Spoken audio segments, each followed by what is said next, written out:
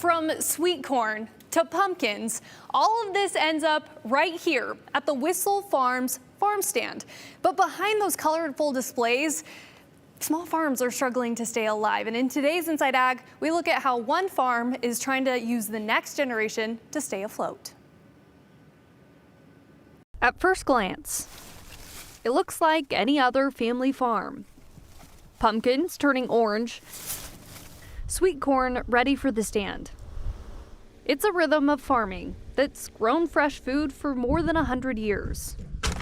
But stay a while, and you'll notice something different. The newest farmhand doesn't just carry pliers, she also carries a phone. My dad just said that our pickup had what?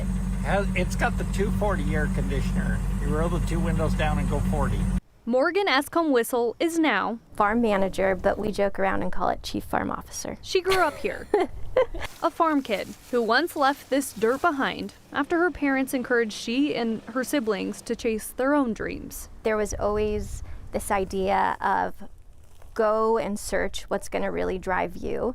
There was never any pressure to stay. So me and my sisters ended up all leaving, all going to college elsewhere, all starting careers elsewhere. And we remained involved, but it was at more of a minimal amount compared to what I do now. She thought going to a big city was where she belonged, as a big brain director or ballroom dancer. But somehow, the farm found her again. I think when you are born to parents who are farmers, it's an honor, right? And it's very rare. And I started thinking more and more about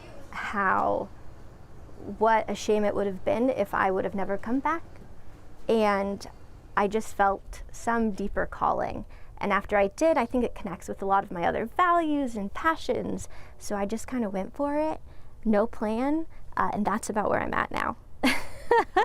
And this time, she brought her skills she learned along the way. He is wearing a custom, just kidding, thrifted plaid button-up and ready-to-wear Wranglers and his Justin boots. Right after I came out of college, I went into content production and a bunch of other things.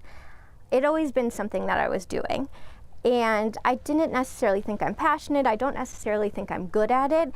I just started doing it for my parents because I see that they have a really genuine story, and one that is not always talked about, and one that's being lost, especially in Idaho, especially southwest Idaho. Thousands now watch the Whistle family work the fields. A farm that once fought quietly to hang on, now publicly shares a story similar to other small farms. Small to mid-sized farms, they're not going to survive because there's so many economic pressures, political pressures, that everything is stacked up against them.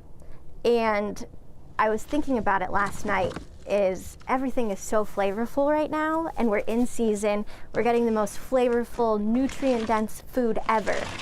And there could be a time where people don't know that flavor and that food anymore because small to mid-sized family farms are dying. She came back because she didn't want her family's hard work to disappear. And her posts, they're not just content. They're a lifeline. They bring in more customers. And maybe, just maybe, the reason this century-old farm will see another season. I've realized that people have these skill sets that are disappearing, and to be able to carry it on is so beautiful. Though I always say, like, be prepared to do it. You know, you're not going to walk in and have everything be perfect and have everything go well. Like, you just have to be, hopefully, if you're going to do it, you're in a position where you can. And luckily, I am in a position where I currently can. And so I'm very grateful for that.